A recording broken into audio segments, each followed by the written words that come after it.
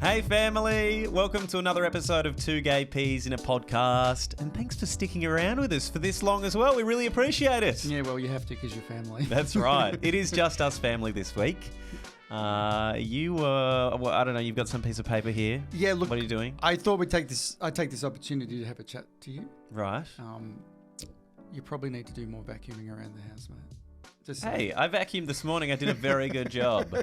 No. It's actually what I wanted to say. I wanted to have a bit of a chat with you about, for people who can see. I want to have a little bit of a chat about this guy on the left-hand side. What I'm showing at the moment is a picture of Matt and Mick from MKR. And yes. And I wanted to have a little chat with you about this guy. Right. That's 11 years ago, that. Yeah, 11 years ago. For those who don't know Matthew and his dad, for those who don't know, does anyone not know? There'd be a few people that don't know, I'm sure. Yeah. It was a previous part of my life when I went on this cooking show. Yeah, and in 2013.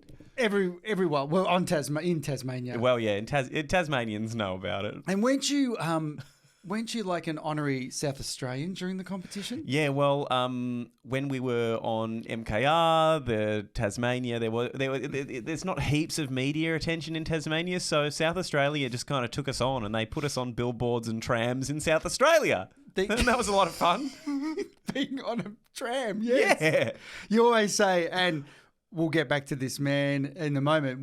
Do you remember when you'd get out of Tullamarine, what would you see out of the airport in Melbourne? Oh, yeah, there's a big billboard on the highway between Melbourne and Melbourne City, and we were on that billboard, which was pretty nuts. And how did that make you feel by seeing yourself in like Technicolor as large as life?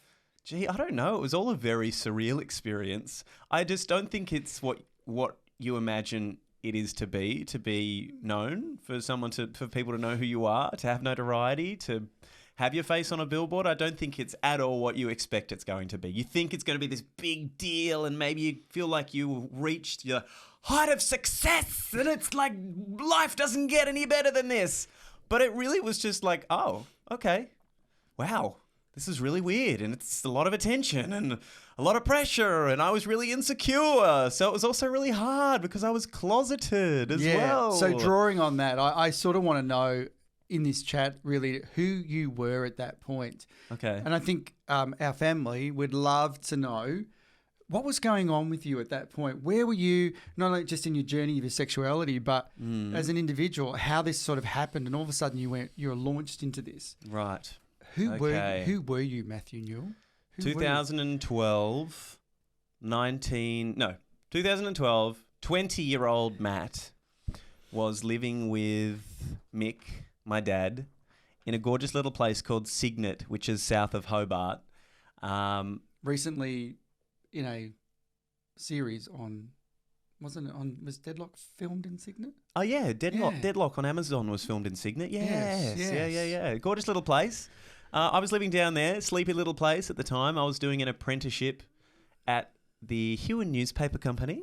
Still running. Give them a shout out. Circulation 3,000 newspapers per week. Yes. No, it was great. It was a really, really beautiful little business. I was doing an apprenticeship in graphic design and printing.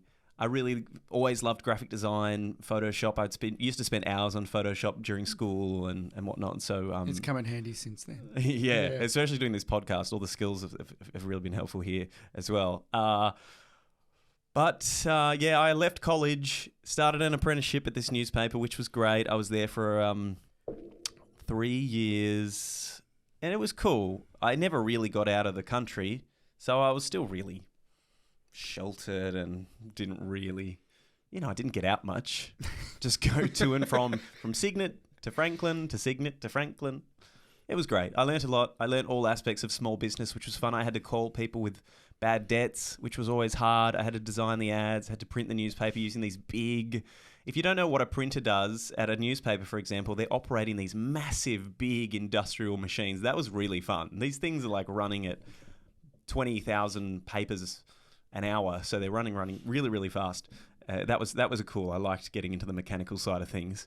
And it was after a few years... I was living with Dad, just Dad and I were living together, and Dad was an abalone diver at the time. He'd been doing it for 20 years. And I came home from work one day and Dad said to me, Matt, I just had a call from someone at Channel 7 and they want us to go on a cooking show. Right, this is just out of the blue. Yeah, completely out of the blue. Dad is a very sarcastic man. He loves to pull your leg. We love you, Mick. Yeah, we love you, Dad. But, I didn't believe him. I'm like, yeah, sure, whatever. And it took a fair while. And I was like, what show? What are you talking about? And he's like, My Kitchen. He couldn't even he didn't even know what it was. I'm like, what? My Kitchen Rules? And then he's like, yeah, that's the one. We didn't really watch it. Like, we didn't really watch much cooking show or free-to-air TV. But, like, yeah. I knew it was a big deal. I knew that show was like a big deal. So I was like, what? So were you madly into cooking at that point in time? Or was this just... No, not at all. Did they just randomly try to call people? Yeah, my cooking experience was just every Sunday I'd cook like a batch of some mass meal that I could use for the week for work. Right. And, Dad's very simple meat and veg kind of cook, but enjoyed cooking as well. Cool. We were certainly not finessed in any way, but so a producer flew down. We did an audition at home in Cygnet, and our audition was... This was the recipe, we got some white bread, cut the crusts off it. We didn't even have a rolling pin, so we just rolled them flat with a bottle of wine and put raw abalone mince inside them. Okay. Rolled them up and then deep fried them and served them with soy sauce. I'm pretty sure we didn't even season anything. That was your... But during the audition, the producer was like, all right, now, Matt, I want you to swap positions with Mick. Mick, get over here. And then we were like, all right, Mick, I want you to tell Matt what you're doing. Matt, I want you to tell Mick what you're doing. And that was the audition. It was pretty fast-paced, but it was only like half an hour. And then, we got onto this cooking show. And as everyone knows, two heads are better than one. My Kitchen Rules. It was interesting later on because we found out that other teams had to do far more extensive auditions, like 5 courses and whatnot for their audition. And we were just like, guys, we just got some white bread, rolled it out and put some abalone mince in and fried it. You were just like the general interest entrant? We would, Were you? all the characters on a cooking show, it's definitely not just about cooking. It was a production. And this was also 11 years ago, and TV's changed since then. But 11 years ago, they want... a lot of different people, they want drama. Yeah, so where was your confidence level at that point in time? Like you've just said that you really hadn't been out of Tasmania, you were just doing this, working at the newspaper. Mm-hmm. So was this a really big ask for you at the moment, at this point in time in your life? Because you're not, doing a lot of things, you're staying at home. You're just about to be thrown in the front of a national TV program. Yeah, it was pretty scary. I got very excited because I always wanted to do something with my voice. I was doing singing lessons at this point in time before the cooking show happened with Lisa Roberts-Scott, who was our second interview here in the pod. And I really wanted to do singing, and I really wanted to do professional voiceover characters, cartoons, animation, anything to do with my voice. So if anyone's watching... Yeah. If you're ever putting together a cartoon. And maybe you need some different voices. Anyway, I digress. Yes, I was excited because I thought it could be a way to launch that part of myself. Which has been a launching pad for many people who have done... reality shows. Yeah. We have talked a lot about reality shows and the validity of those shows. Yeah. But it is a launching pad for many of them, right? Yeah. Oh, definitely. Yeah, and you really have to take it and run with it and work really fucking hard after the show comes out to make something of it, because you can be gone just like that.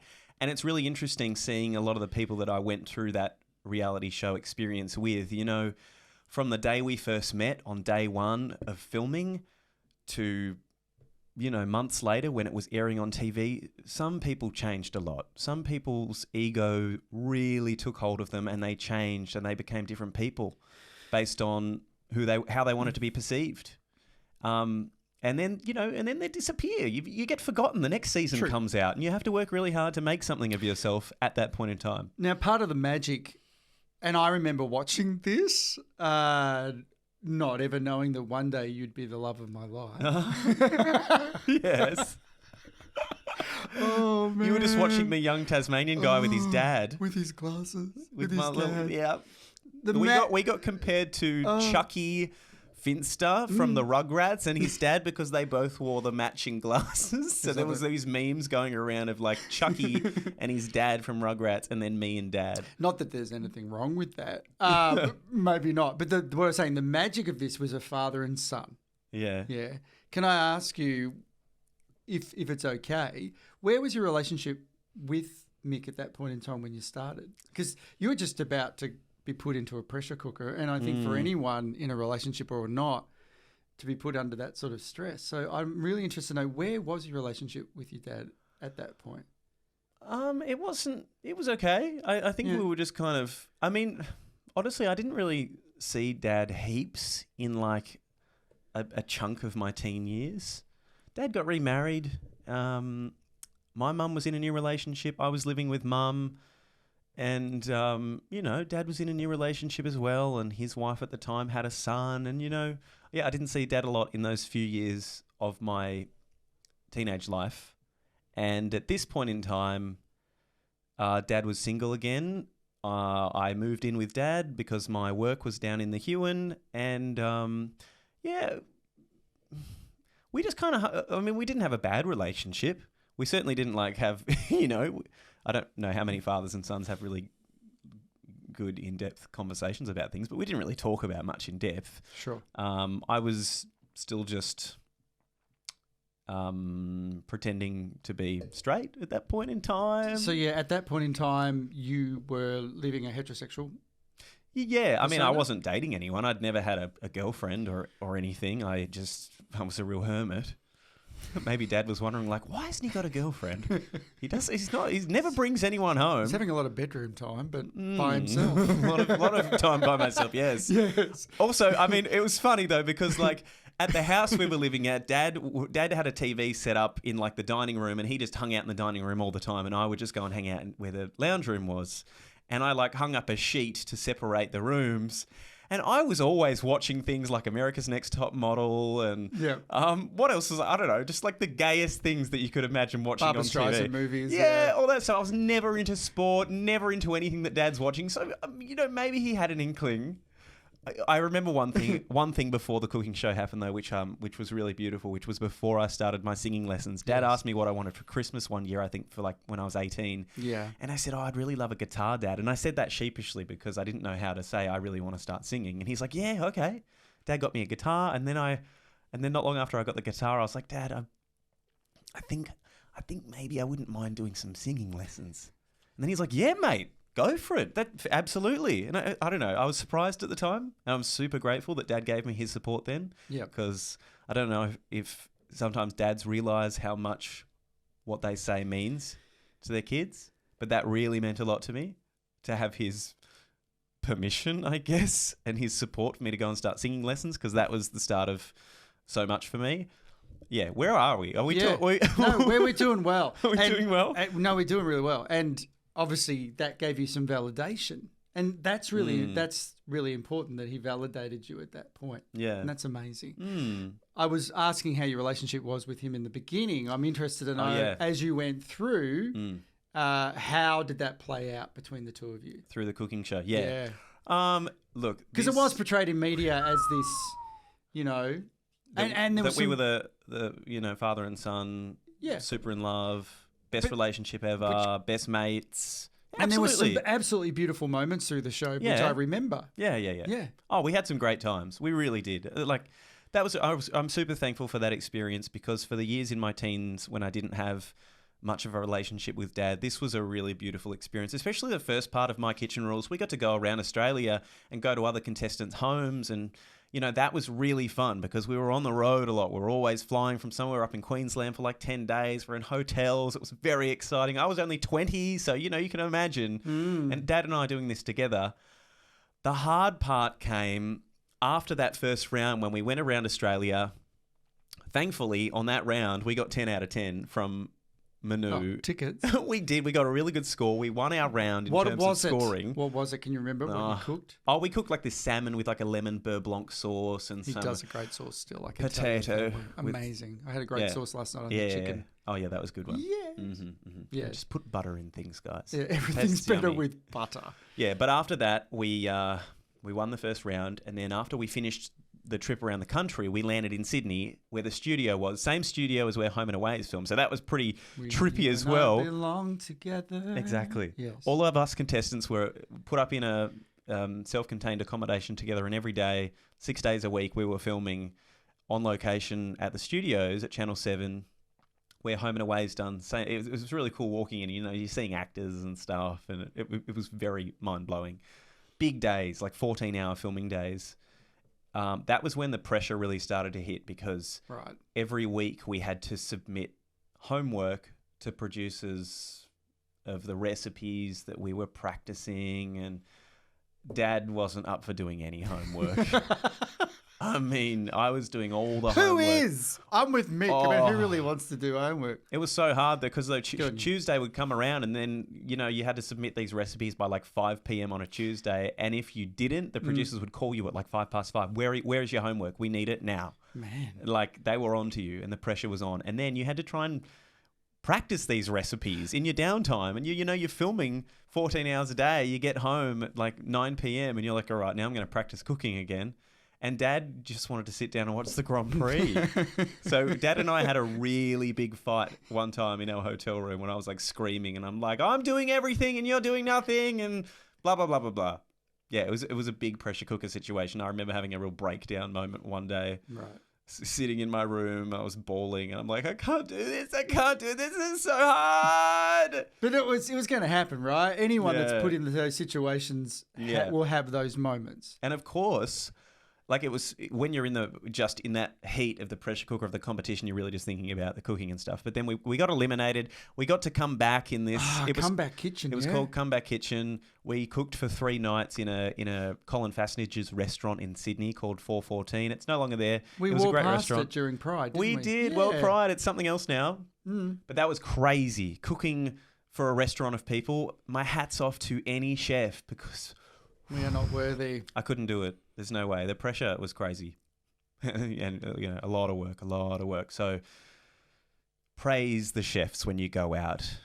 Don't be hard on your hospitality staff, guys. No, be very nice. But then my head at that point in time was really getting around as well how this was all going to be when it went on the TV. Well, what was this doing for your confidence level, though?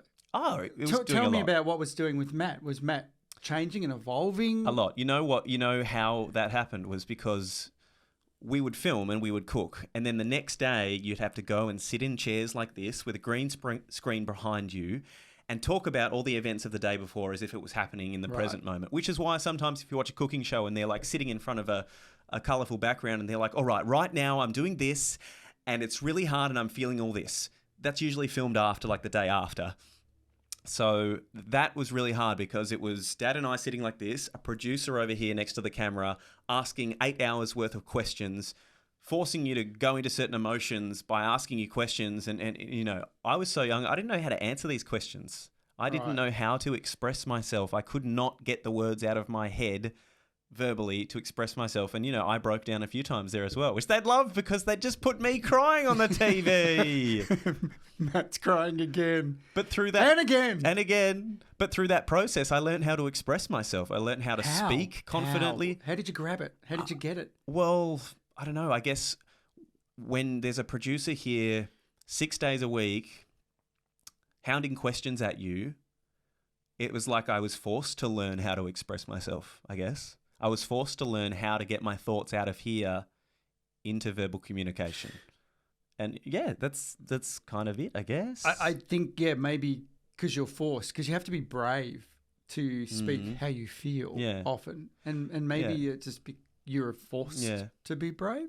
And my dad's a beautifully charismatic guy. Like he brings out the best in people. He makes people smile. He loves a joke. I was around him all the time, and a lot of that rubbed off on me, I guess. I've taken a lot from my dad. I love him. See that. I love him a lot. Yeah. And I do see that. Mm. So at this point in time, you're becoming a lot more confident. Yeah. And the cooking skills, interesting to know, is that you were also given lessons, right? Yeah, we had some cooking lessons at Simon Johnson in Sydney, which is this pretty fancy cooking school, which was amazing. It's paid off, I tell you. I learnt so much just from you know, you get taken out of life and you just have to focus on one thing every day for a few months. All I thought about from the moment I woke up to the moment I went to sleep every day for months was cooking, recipes, how to make this, how to make that. Yeah, so I learnt a lot. It creates a lot of discipline, doesn't it? Yeah. In your life. It did. Going over and over again. So you come back kitchen. You didn't. You got to the semis. Yeah, we got to the semi-finals then. We got back into the main competition. We got to the second last episode. Oh. We knew we weren't going to go through to the grand final. What did you cook? We were batting way above what we knew our skill level was. We cooked this like seafood chowder. Half the mussels didn't open. We cooked a lamb rack that ended up being like completely raw in the middle. You know, it was... We knew we weren't going to get past that point, but it was a lot of fun. You do really speak really fondly of that time. Yeah. But also about what it's done for you. So you leave this show. We always talk about this little moment with Mel and Kosh. Oh, yeah.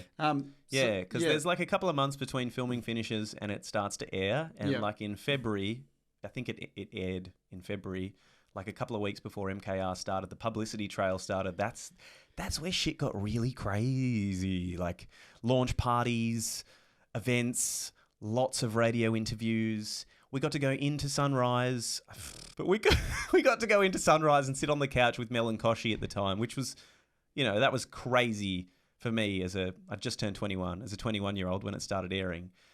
But yeah, you're referring to this moment where you're asked the question. We were on the couch and Koshi's sitting this close to me and he says to me, "How's it for the ladies, Matt?" And we're live and I'm like, "Oh, maybe you should ask Dad that question because he's the one with the you know, the resonant voice and stuff. You know, he can really schmooze the ladies." And then Koshi was like, "You didn't answer my question." He came back to you. So I was like, "It's okay, I guess." Matt, is it sort of help with the ladies? You come straight out. No, you're a radio star. Well, I guess I could sort of. I probably can't schmooze as well through the radio. Maybe that's Dad's. He's got the deep voice going on. I haven't started The question. Has it been good with the ladies? Oh, I guess so. Yeah. Hey, you haven't asked me about that yet, son. I guess. Would have loved right then and there to be like, Koshi, I'm actually gay. Yeah. Yeah. But you weren't ready, right? No way. No. But it was a year after that I came out, so a lot happened straight after MKR. Can I ask, had you had any experience with same-sex? No. At that point in time? No, I had not. No. I was a virgin. Yes. Yes. At that point. I was. That's all right. The only girlfriends I'd had. No, not at all. Shame. The only girlfriends I'd had were in high school, and it was always just like a handhold situation. And then if anything, like the second a kiss came along, it was like, all right, I need to break this off. I can't do this. Yeah. Yeah. So being thrust into the spotlight as a closeted kid, there was a lot of attention. We did like autograph signings and all this kind of stuff. And there were like girls. Sure, there were girls that were like messaging me on social media and tweeting me and, you know, wanting to... Sorry, girls. Oh, yeah. It wasn't going to happen. It was a little bit of a heartbreaker at that point in time because I was trying to keep everyone happy except for myself. So, yeah, I went on some dates with some girls and broke it off always straight after and, yeah. Yeah, let's talk about that because for me also part of... I feel bad in some ways, not so much through high school, but later, about how I made people feel because of my inability to deal with things. Now, obviously, I have let that go and I don't feel responsible, but how did you feel during that period of time when you started dating girls? I was lying. I knew that I was lying.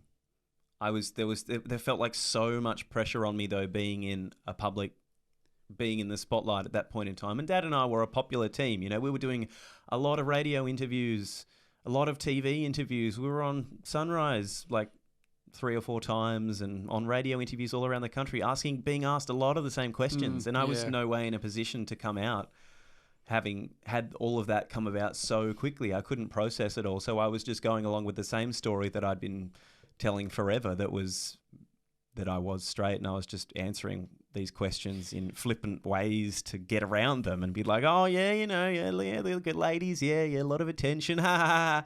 Move on. And it looks like after all this, you have all the attention. And what happened after that? So the show launches, but there was definitely a career change at some point. Yeah. Between the ending of the filming and going on TV, there was like a 2-month window where nothing was happening. So I just went to back to my job at the newspaper. I knew things might change though. I was prepared to really take hold of the opportunity and run with it as soon as it started airing on TV. Within a week of each other, Dad and I got jobs in radio.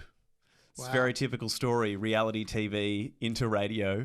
That's what happened. We were doing heaps of radio interviews in Tassie, and we were in a fair bit over these couple of months there. And when we were in one day, I said to the boss there, I said, look, I'd really love to do some voiceover or do stuff with my voice.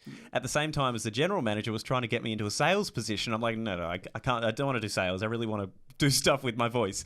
So I gave this voice demo to my boss, who became my boss. And now I listen back to it. It's so bad. What was it? It's so bad. I don't know, like... Oh, this is Matt from CFM. CFM, it's Matty playing all the hits. Last night on the Fifi and Jules show, they had a $10,000 pop quiz. This is how I was trying to put on a radio voice. But he gave me a job. I started doing the 2 to 5 a.m. shifts that I go in the afternoon and pre-record every day, because then I could take as long as I needed and I could really learn and practice. And then I was just on in the early morning, so no one would really hear me and I could practice. So I was doing that. And then I ended up getting a shift, which was a morning's music shift. I got a girlfriend in one of the ladies that worked in the promotions department at that point in time. I was like, look, I'll give this one final crack. I'll give this thing one final crack. And if it doesn't work this time, I know. I knew it. I was in so much denial, but I'm like, no, look, still, I've got to try and give this a go. And I got along with this gal really well. And on reflection, I wish we could have just stayed really good friends because... I still miss her. I think she's such a great, great person. Yeah, and we've talked about on this program the shame that we feel that if we could reverse a lot of that and have different experiences, we would have maintained some of the relationships that we had. Yeah. We unfortunately, and no fault to our own at all, and no guilt to our own, burnt some bridges. Yeah, absolutely. Which is really sad. It is really sad. There's beautiful people. Yeah, so Dad and I got a job within a week of each other in radio. I got a job at one station. He got a job at the competing station. I was never allowed to talk about Dad on the radio because we were direct competitors, which was really hard. There was one time I mentioned something about Dad and I got in trouble. I'm like, he's my... Dad. So stupid. Just because we're competitors, I couldn't mention him at all. So that was weird.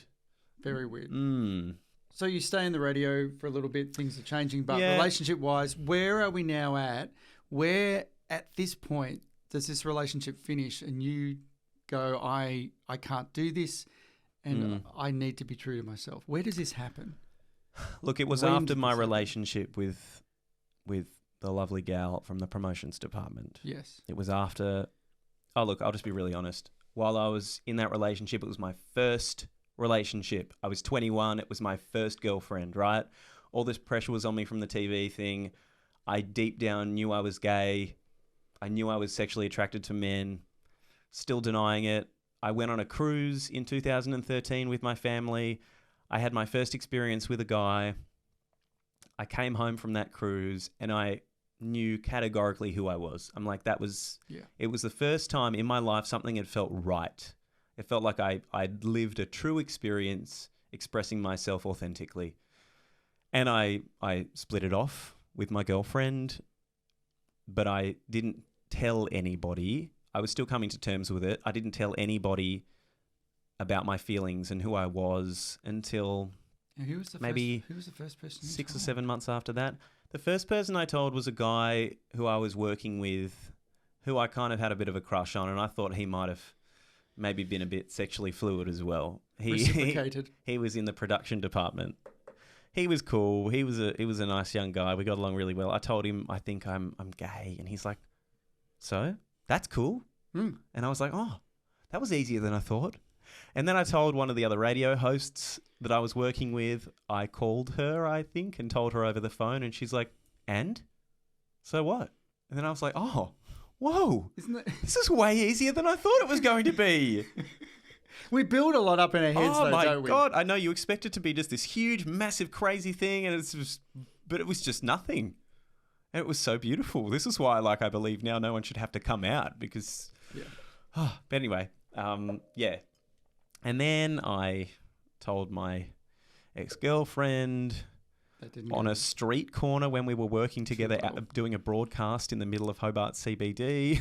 I don't know why that came out then, but it did.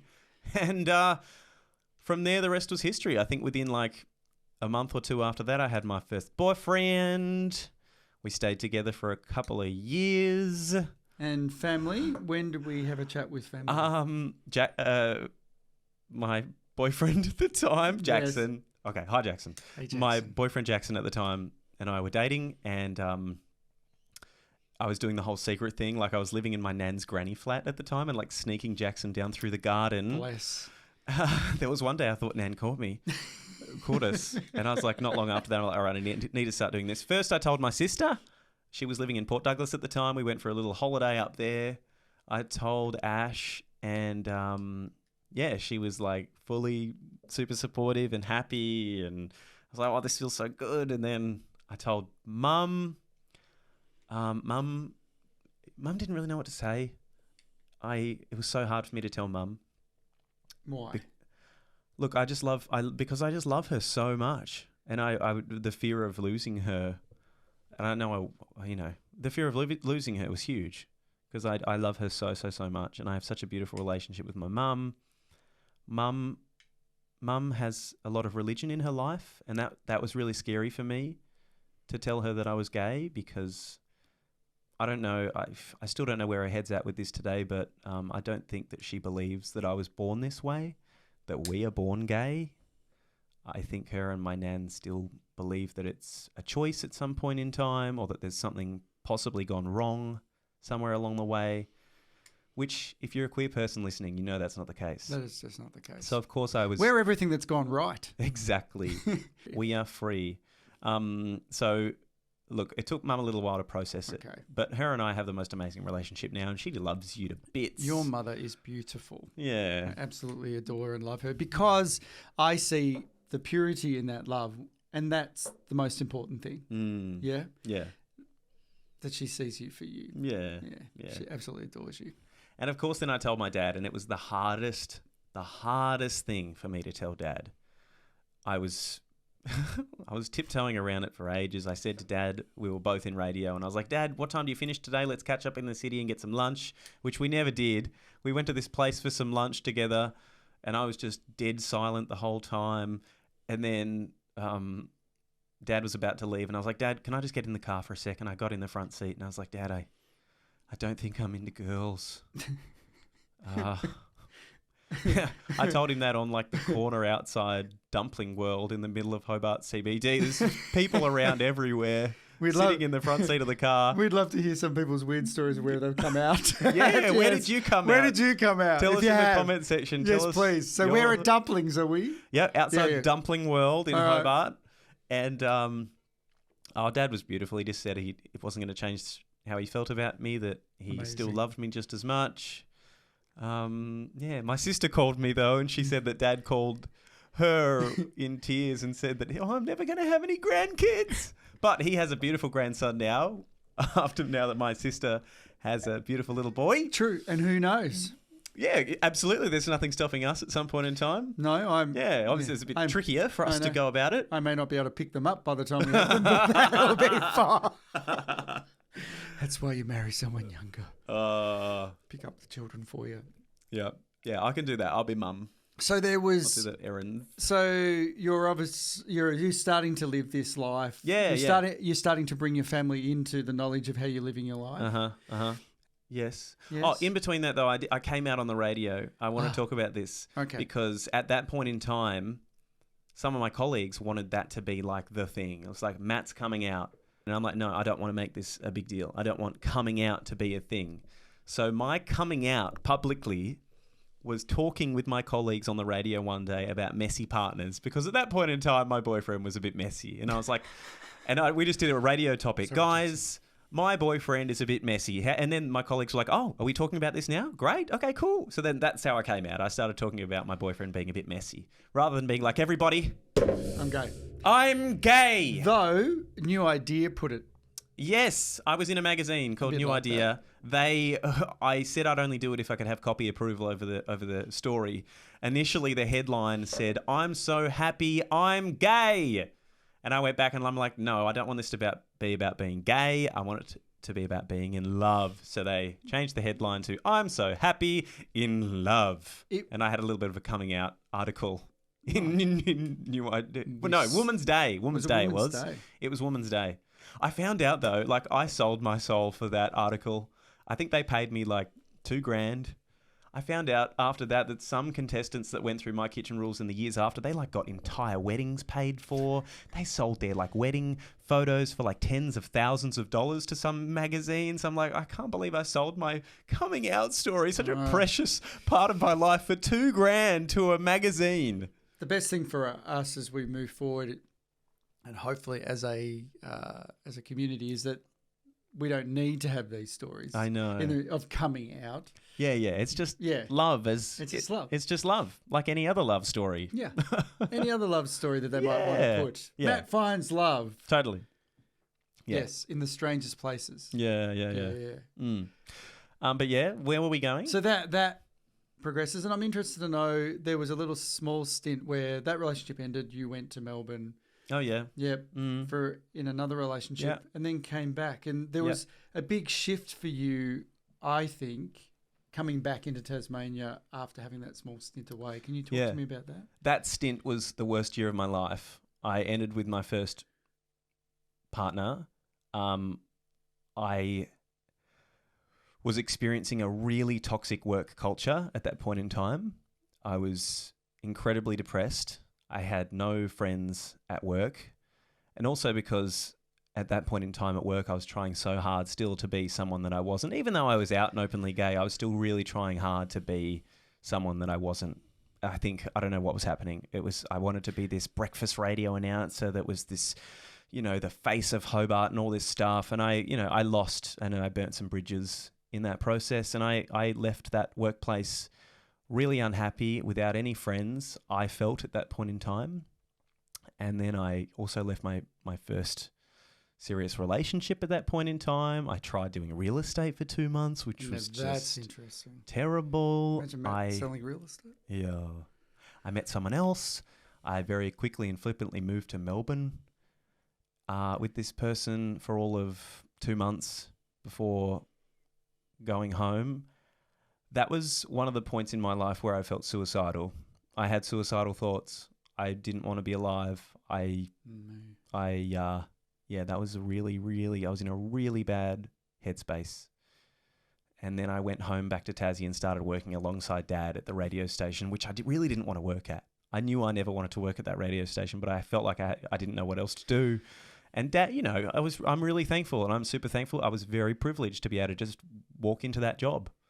And I worked really hard in that job.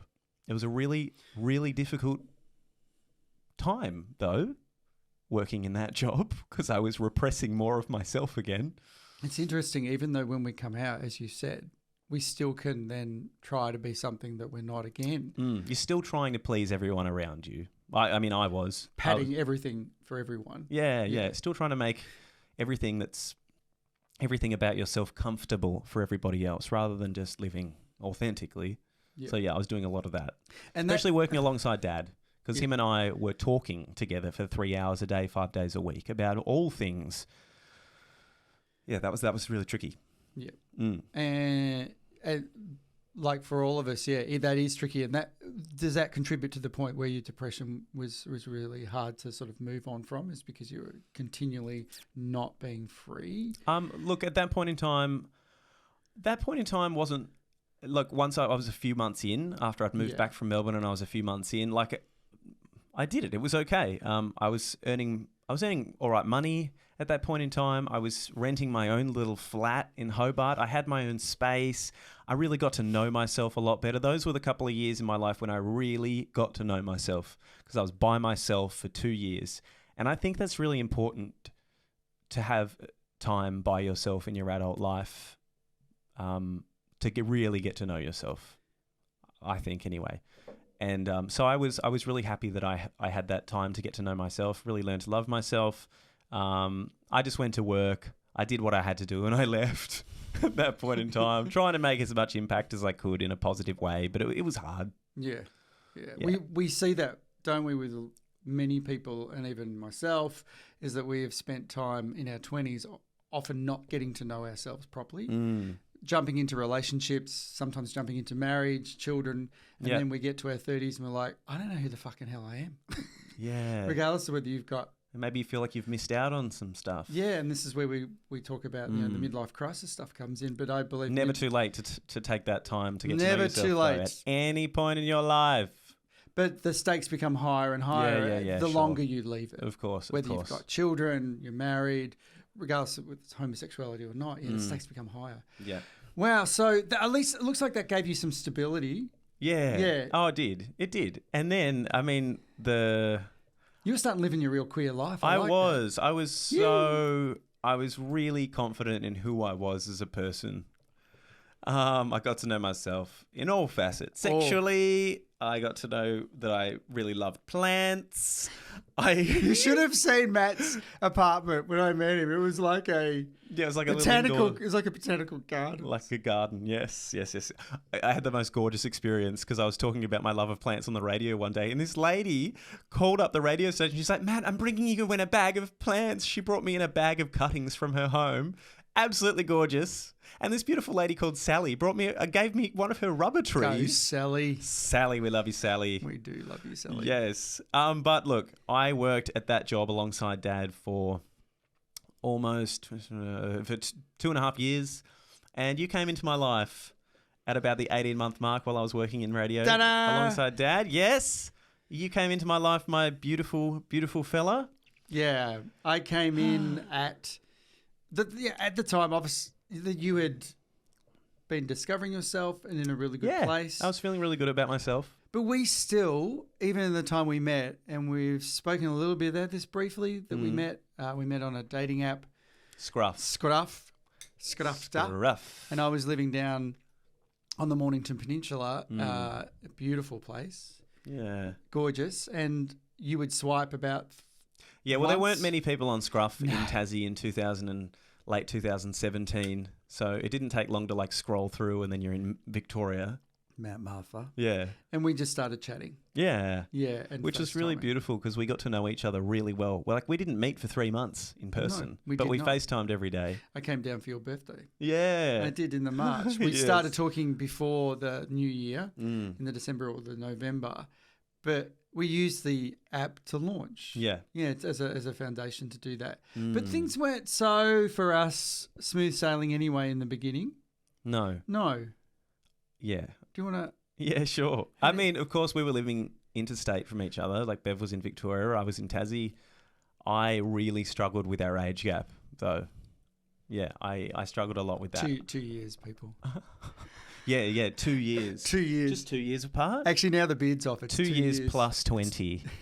22. 22 years apart. Would you like to tell the funny laugh story with our friends why we laugh about 22? Oh, yes.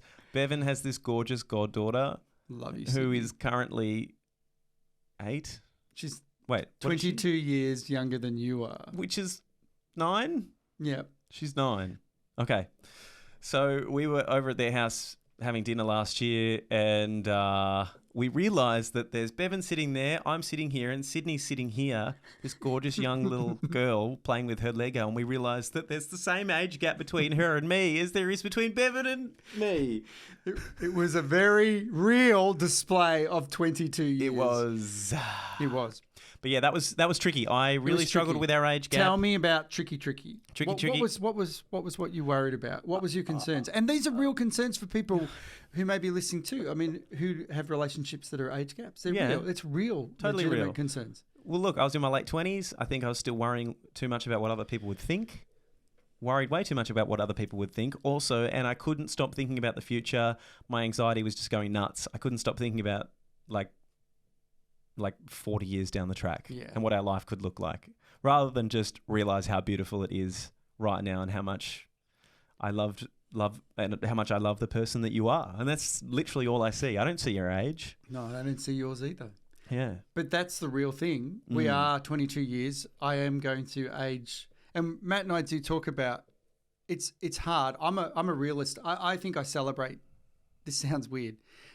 I celebrate death. Death's part of life, and I don't mind talking about it. I was very lucky to be introduced to death. It's like an introduction earlier in my life. So I saw a lot of death as a pastor, and I got used to it, understanding that it was a part of that. So I'm a lot more comfortable in the fact that I'm going to leave you. Yeah. But it doesn't make it any easier. Whereas I haven't experienced death at all in my life yet. I haven't even experienced the death of a grandparent. One of my grandparents died when I was 5. Yeah. And that was it. And obviously I didn't understand it then. And that's my only experience with death until recently when a friend Andy died, and that was when it felt real. And don't get me wrong, I don't want to leave you. And that's the hardest thing for me with the age gap is that I don't want to leave this wonderful journey. Well, neither do I. No. Far out. But we find, for you, well, for me, it's just such a great journey. It's so much fun. You just don't want that story to end, but you know that stories do end, and that's okay. It's okay. It's okay. I want it to go as long as we can. It will. I know, and it will. It will. It will. It will. Oh, my God. I know. But that's, for everyone to know, that's the reality of what we have to deal with. Is when you've got something beautiful, but it's worth it. It is so worth it to cherish it. So worth it. Live every day celebrating it. Yeah. So if love comes into your life and it seems really unexpected, but at its core it feels right, run with it. Run towards it. Run towards it. This real beautiful love that we have, it's so worth it. So we moved through that to a point, and what was the catalyst? Do you remember what the catalyst was for our relationship, where we decided to cement that? When we went on the road trip. Yeah. Look, we were living interstate from each other for like the first year of our friendship, trying to make it a relationship, then just like backing off. And then we went on a road trip together at the end of 2018, New Year's 2019. And we spent, New Year's together in Adelaide on a road trip across the Nullarbor from Melbourne to Perth. We did a hard and fast road trip. 12 days from Melbourne to Perth and back. It was like one night here, one night there, one night there, 2 nights there, 2 nights there.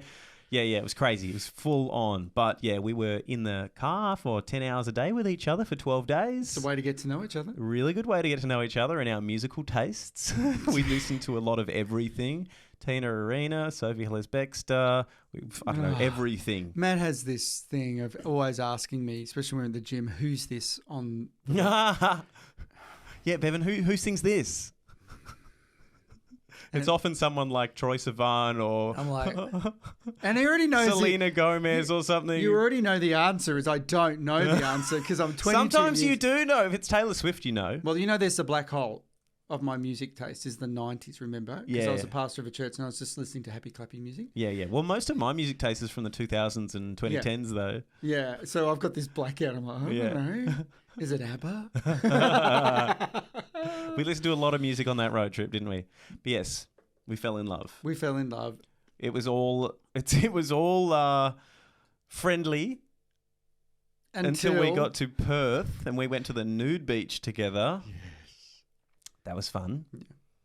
Yeah. Really, it was after that day at the nude beach when we were like, okay, we are in love. We can do this. We're undeniably in love. Let's just stop beating around the bush. We can do this. Yeah. And then we travelled home and... We did. I worked out that you're a screamer on the way home. We were staying... Hello, everyone. Hi, everyone. Yes. We were staying... This is not my fault. You're just so drop dead gorgeous. I couldn't contain myself. We were staying at this random little place in the middle of the desert somewhere. Oh, no, set the scene. It was like somewhere you could get murdered. It was something like that in the middle of nowhere on the way home. the accommodation was just like shipping containers hard up against each other, like decked out inside. So the walls were paper thin and you could hear everyone around you. Anyway, yes, sure. That night, Bevan and I kissed, etc. And I really found out that Bev really is a screamer. It's a real, ah! I was like, oh my So then we got up as early as we could and left. I'm not quite sure it was that loud. It was very loud. Yeah, well, I remember. Yeah, come on. We'd been together, pent up sexual energy for all that time. True. Being very good, platonically. Yes. For a long time. I'm not to blame for that expression of love and exhilaration. No, put in the comments. Be. I'm not at fault. No, it makes for a funny story now. It's a good memory. It's a great memory. And then the rest is history. The rest is history, as we say. Yes. We've got the rest is history. So that person, obviously, that we saw in the original bit here is so different. Would you say? Oh, yes. Look, this guy is 20, closeted, anxious, living a lie. This guy is confident, self-assured, in love with myself, in love with you. And I just want to make the world a better place. I want to give back all the beautiful lessons that I've learned in my 20s that I'm so privileged, which I'm incredibly aware of and so thankful to have had the experiences in my 20s. And I'm so thankful to have a beautiful family still that I love. Look, sure, every family has their differences, right? But I love my family. You are so lucky you've got them. So much, and I'm so thankful to have them. And I'm so thankful for mine. Yeah. I've still got my ma and pa. I'm so happy that they're still with us. Yeah. You are blessed. You are such a beautiful soul. I know that I'm biased, but you I'm going this without being emotional. you to be around Matt, you're really inspirational because you have this naivety that this world can be a beautiful place. And that is the truth. It can be.